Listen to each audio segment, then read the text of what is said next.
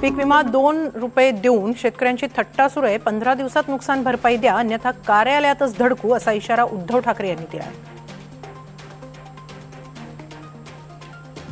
शेतकऱ्यांचं सगळं उद्ध्वस्त झालेलं आहे। पीक विम्याचे पैसे किती लोकांना मिळालेत? नाही, अरे तुम्ही खोटं बोलताय। नाही थांबा ना, तुम्ही खोटं बोलताय। तुम्ही म्हणाल असं कसं? काही लोकांना मिळालेत। किती मिळालेत? 2 रुपये, 3 रुपये। आता आंबरसकडे गाडीमध्ये असणं एखादीला 6 रुपये मिळालेत, कोणाला 21 रुपये मिळालेत। मग पीक विमा उतरवताना तुम्हाला किती पैसे भरावे लागतात? अर्जाला किती भरावे लागतात?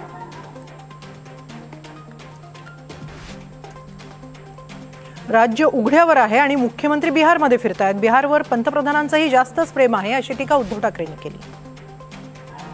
बिहार म्हणजे शेतकरी इकडे उघड्यावरती पडलाय आणि मुख्यमंत्री आमचे बिहारला। कैसन बा? हा ठीक आहे ना बा। अरे तुझा बा बसलाय ना इकडे, हा इकडे शेतकरी बसलाय ना। आणि एवढंच नाही तर मुख्यमंत्री, माझ्याकडे तो व्हिडिओ आहे, तुमच्याकडे पण असेल, तिथल्या जाहीर सभेत सांगतायत की एक मैं बात आपको बताता हूं, असं मुख्यमंत्री बोलतायत की पंतप्रधानांचं सगळ्या राज्यांवरती प्रेम आहे, लेकिन अंदर की बात, आता यांना अंदर की बात बरंच माहिती आहे। केंद्राचं पथक रात्रीच टॉर्च घेऊन पाहणी करतंय। दिवाळी आधी पैसे देणार होते, त्याचं काय झालं असा सवाल उद्धव ठाकरे यांनी केला। आता केंद्रीय पथक आपल्या बरोबरीने फिरतंय, तुमच्याकडे येऊन गेलं नाही? एक करायचे आज पेपरमध्ये मुंबईतून निघताना फोटो पाहिजे, रात्रीचे टॉर्च करून पाहणी करतायत। आता केंद्राचं पथक आलंय, मग हे केंद्राचं पथक जाणार, त्याच्याचा आवाज देणार आणि जिल्हा परिषदेला निवडणूक होती तेव्हा आपले दयावान पंतप्रधान हे परत तुमच्या कोपऱ्याला गोळी लावणार, मोठं पॅकेज काहीतरी जाहीर करतील। पण आत्ताच जे केलंय, दिवाळीच्या आत आम्ही पैसे देऊ बोलले होते ना, दिवाळी आता ती काय दुसरं तुळशीचं लग्न ज्याला म्हणतो ते पण होऊन गेलं, हा पैसे मिळणार तरी।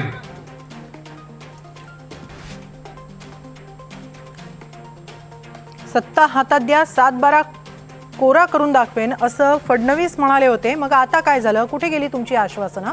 असाही सवाल उद्धव ठाकरे यांनी केलाय।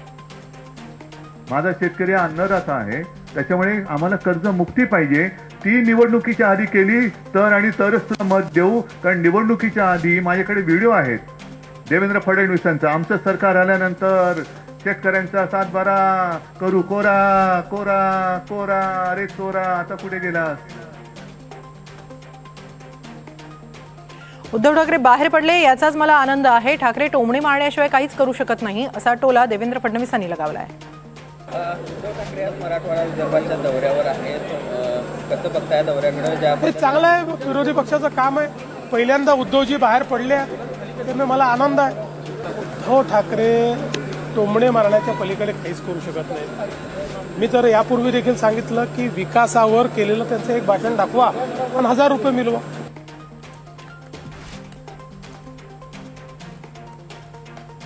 उद्धव ठाकरेंचा दौरा शेतकऱ्यांसाठी नाही तर निवडणुका जवळ आल्याने आहे अशी टीका नवनाथ बन यांनी ठाकरेंवर केली आहे। उद्धवजी ठाकरे यांचा मराठवाड्यातला दौरा हा शेतकऱ्यांसाठी नाही तर स्वतःचं राजकीय पीक घेण्यासाठीचा हा दौरा आहे। खरं तर देवेंद्रजी फडणवीस यांनी शेतकऱ्यांसाठी भरघोस मदत दिली, जवळपास 32,000 कोटी रुपयांचं पॅकेज दिले, शेतकऱ्यांच्या खात्यामध्ये थेट रक्कम जमा होते। असं असताना नौटंकी करण्यासाठी उद्धवजी ठाकरे हा दौरा करतायत। स्वतःचं राजकीय पीक घेण्यासाठी मराठवाड्याच्या बांधावर उद्धवजी ठाकरे जात आहेत। खरं तर मुख्यमंत्री असताना मराठवाड्याचा दौरा केला नव्हता, मुख्यमंत्री असताना मदत केली नव्हती, मंत्रालयामध्ये बसून होते आणि आज मात्र राजकीय फायदा मिळावा यासाठी ते मराठवाड्याचा दौरा करतात।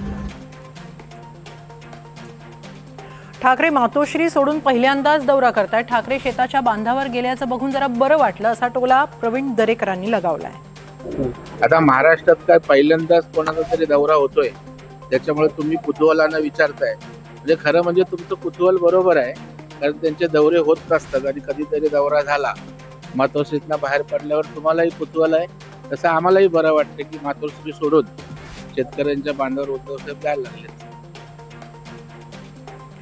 केंद्रीय पथक पाहणी करत असल्यानं राज्याला जास्तीत जास्त मदत मिळणार आहे. त्यांनी रात्रीही पाहणी केली, त्यामुळे त्यांचे आभार मानले पाहिजेत, अशी प्रतिक्रिया दत्तात्रय भरणे यांनी दिली आहे. येणाऱ्या निवडणुका ह्या राष्ट्रवादी काँग्रेस पक्षांनी स्वबळावरती लढवाव्या ही प्रमुख कार्यकर्त्यांची मागणी होती. आणि ठाकरेंचा दौरा फक्त निवडणुकीसाठी आहे, लोकसभेच्या वेळी त्यांनी तसंच केलं होतं, अशी टीका संदीपान भुमरेंनी केली आहे. मराठवाड्यात अतिवृष्टी झाली, शेतकऱ्याचं नुकसान झालं आणि मला एक सांगायचं की महायुती सरकारनं जे काही नुकसान झालं त्या नुकसानाचे आता मदत द्यायला सुरुवात झालेली. पण मला सांगायचं की शेतकऱ्याचं नुकसान हे खूप झालेलं आहे आणि सरकारने सुद्धा शेतकऱ्याला आजपासून मदत द्यायला सुरुवात झाली. त्याच्यामुळे शेतकऱ्याला मदत हे सरकार करू आहे. उद्धव ठाकरेंचा दौरा काय येत आहे? उद्धव साहेबाचा दौरा म्हणजे आता जिल्हा परिषदेच्या निवडणुका लागल्या, नगरपालिकेच्या निवडणुका लागल्या, महानगरपालिकेच्या निवडणुका आहे, त्याच्यामुळे त्याचे दौरे. शेतकऱ्यांची फसवणूक झाली, ही ठाकरेंची कॅसेट आता जुनी झाली आहे, 30-30 कॅसेट सारखी ऐकायला मिळते, अशी टीका श्रीकांत शिंदे यांनी ठाकरेंवर केली आहे. जेव्हा मुख्यमंत्री होते तेव्हा काय शेतकऱ्यांना दिलं? शेतकऱ्यांना जेव्हा ओला दुष्काळ झाला, सरकारने 36,000चं पॅकेज जे आहे हे शेतकऱ्यांना दिलं. याच्या अगोदर देखील NDRFचे सगळे नियम बाजूला ठेवून जेव्हा शिंदेसाहेब मुख्यमंत्री होते तेव्हा शेतकऱ्यांना जे आहे मोबदला देण्याचं काम जे आहे ते आमच्याच सरकारने केलेलं आहे. ज्यांनी काहीच केलं नाही ते आज येऊन शेतकऱ्यांना ज्या काही गोष्टी बोलायच्या आहेत त्यांना बोलू द्या, पण शेतकऱ्यांना पण माहिती आहे की त्यांच्या बरोबर जे आहे त्यांच्या मागे जे आहे कोण उभं राहिलेलं आहे. सरकारनं शेतकऱ्यांची थट्टा केली आहे, केंद्राचं पथक शेतकऱ्यांशी संवाद साधत नाही, अशी टीका सुप्रिया सुळे यांनी केली आहे. नुकसान पाहणीच्या दौऱ्याची मी बातमी वर्तमानपत्रातही वाचली आणि मी त्यांचा मोठा गाड्यांचा ताफाही पाहिला. केंद्र सरकारमधून लोक येत आहेत, पण साधारण भावना अशी आहे की ते शेतकऱ्यांशी बोलत नाही आहेत. आणि कर्जमाफी जी दिवाळी गोड करू हे तुमच्या सगळ्यांच्या चॅनलवर सरकारचं धोरण होतं. दिवाळी तर गोड झालीच नाही, पण त्याच्या पुढेही 2 रुपये आणि 3 रुपये आणि 8 रुपये असे पण निधी, म्हणजे मला विचाराल तर थट्टा केली आहे या सरकारने शेतकऱ्यांची. हे दुर्दैव आहे आणि मी त्याचा अशा असंवेदनशील सरकारचा मी जाहीर निषेध करते. केंद्रीय पथकाकडून शेतीची पाहणी करण्यात येते, खासदार संदीपान भुमरे यांनी ही माहिती दिली. केंद्र सरकारचं पथक आलं आणि ज्यावेळेस अतोनात नुकसान होतं त्यावेळेस पथक येतातच केंद्राचं. आणि मला एक सांगायचं की त्यांनी काल दिवसभर पाहणी केली, त्यांनी जितकी पाहणी करायची तितकी पाहणी सगळ्या ठिकाणी केलेली आहे आणि केंद्र सरकार आपल्याला मदत याच्या आधी केलेली आहे आणि आता सुद्धा मदत करणार.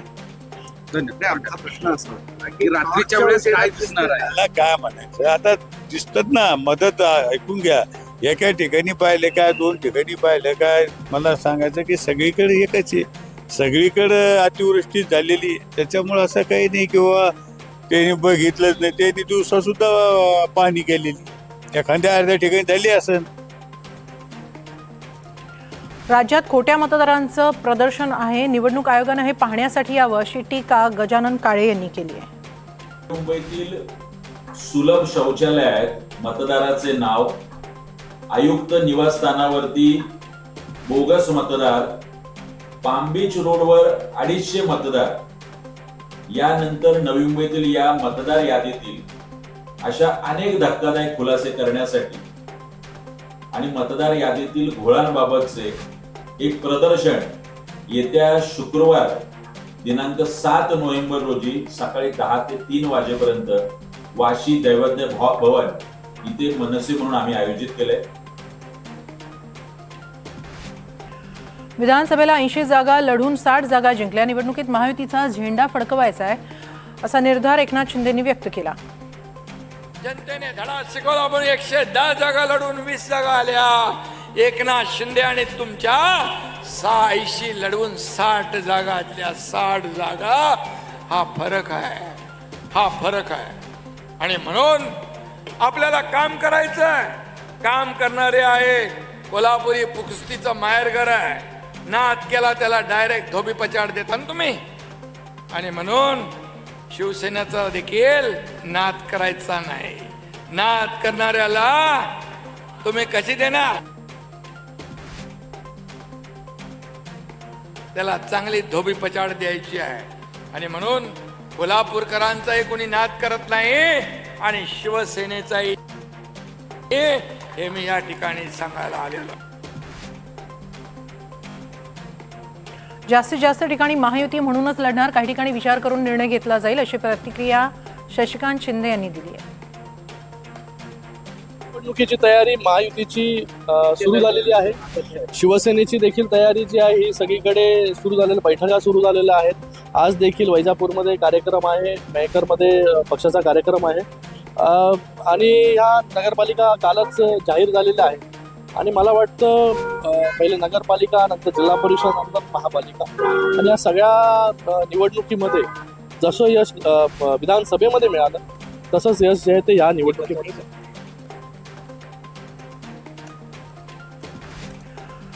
ठाकरे एकत्र आल्यास लाथ मारतील अशी भीती काँग्रेसला आहे. त्यांच्यात अंतर्गत धुसफूस सुरू आहे अशी टीका चंद्रशेखर बावनकुळे यांनी केली आहे. पण ॲक्च्युली महाविकास आघाडीमध्ये कुठलाही आता संवाद राहिला नाही.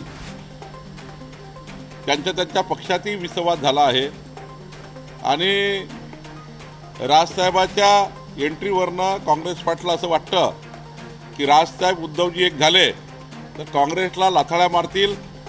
आमच्या काँग्रेस पार्टीच्या महाविकास आघाडीच्या युतीमध्ये काँग्रेसला काही फायदा होणार नाही. राजसाहेब उद्धवजी एक झाले तर राजसाहेब उद्धवजी काहीतरी आपलं वेगळं त्या ठिकाणी निर्णय करतील आणि काँग्रेसला लाथा मारतील आणि म्हणून त्यांच्या अंतर्गत धुसफूस आहे. काँग्रेस पार्टी मात्र निराश आहे, निराशेत गेलेली आहे. काँग्रेसच्या नेत्यामध्ये एकमत नाही, दुपडी मातलेली आहे आणि काँग्रेस ही खऱ्या अर्थाने या महाराष्ट्रातून पुढच्या काळात हद्दपार होणार आहे अशी परिस्थिती काँग्रेसची आहे. कार्यकर्त्यांचा स्वबळावर लढण्याचा आग्रह असल्याचा अहवाल अजित पवारांसमोर सादर करणार अशी माहिती दत्तात्रय भरणेंनी दिली आहे.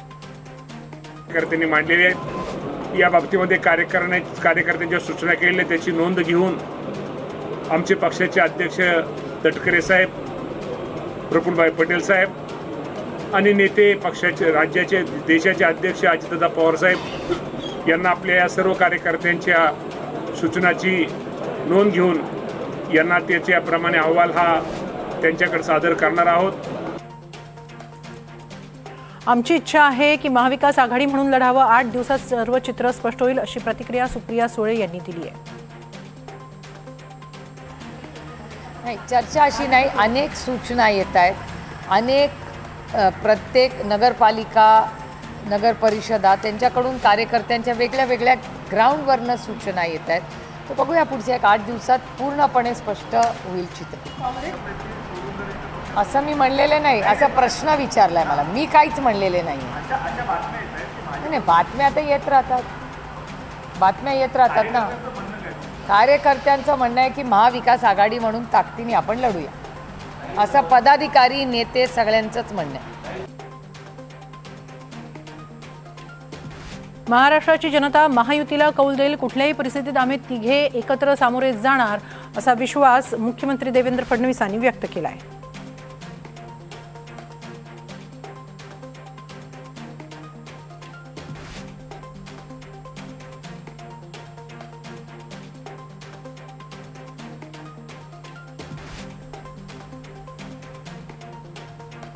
हरियाणात ब्राझीलच्या मॉडेलच्या नावानं 22 वेळा मतदान झालाय. देशभरात मतचोरी झाल्याचा आरोप राहुल गांधींनी केलाय.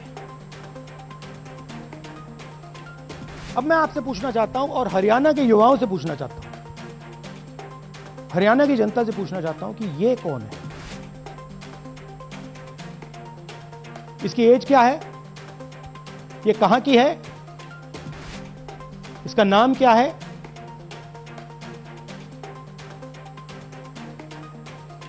ये आपको बता सकता हूं. कभी इसका नाम सीमा, कभी स्वीटी, कभी सरस्वती. 22 बार हरियाणा के युवा, अच्छी तरह सुनिए, 22 बार 10 बूथ में इसको वोट देने का मौका मिलता है. 22 बार 10 बूथ में राय असेंबली में. वोटर लिस्ट पे है। कहां की है? ब्राजील की है, हरियाणा की नहीं है, हिंदुस्तान की नहीं है, ब्राजील की है, मॉडल है, हरियाणा की वोटर लिस्ट पे। चेक करना है तो वो उस पे आप उसको स्कैन कर दीजिए, देख लीजिए। इससे क्या पता लगता है? इससे पता लगता है कि ये सेंट्रलाइज्ड ऑपरेशन है। क्यों? क्योंकि ये 10 बूथ में इसकी फोटो आती है। इसका मतलब ये बीएलओ का काम नहीं, ये सेंटर से डेटाबेस में ये डाला गया है। ब्राजील की महिला 22 बार 10 बूथों में हरियाणा में वोट कर। हरियाणात 25 लाखांची मतचोरी 25 लाख मतांची चोरी झाली असून एकाच घरातील सदस्याने 2दा मतदान केल्याचा आरोपही राहुल गांधींनी केलाय। 5 तरीके की वोट चोरी है हरियाणा में। Duplicate voters 5 lakh, invalid addresses 90,000, तकरीबन 90,000, बल्क वोटर्स 19 लाख। और ये जो आखिरी हमने खाली रखे हैं, misuse of form 6, misuse of form 7, ये एडिशंस और डिलीशंस हैं। महादेवपुरा के प्रेजेंटेशन के बाद इलेक्शन कमीशन हमें ये फॉर्म नहीं देती। महादेवपुरा के टाइम उन्होंने गलती कर दी, हमें मिल गई, इसलिए हमने वो आपको दिखा दिया। मगर महादेवपुरा के बाद, आलन के बाद ये हमें फॉर्म 7 और फॉर्म 6 नहीं देती। तो हम इसके बारे में आपको बता नहीं सकते, क्योंकि हम सिर्फ 100% प्रूफ के साथ आपको डेटा देते हैं। मगर इसमें अगर आप देखें, महादेवपुरा में फॉर्म 6 में तकरीबन 30% वोटर चोरी फॉर्म 6 में हुई थी। तो अप्रोक्सीमेट यहां भी वही होगा। फॉर्म 6 और फॉर्म 7 में हमारा अंदाजा है कि तकरीबन 10 लाख एक्स्ट्रा वोट चोरी होगी, मगर उसको हम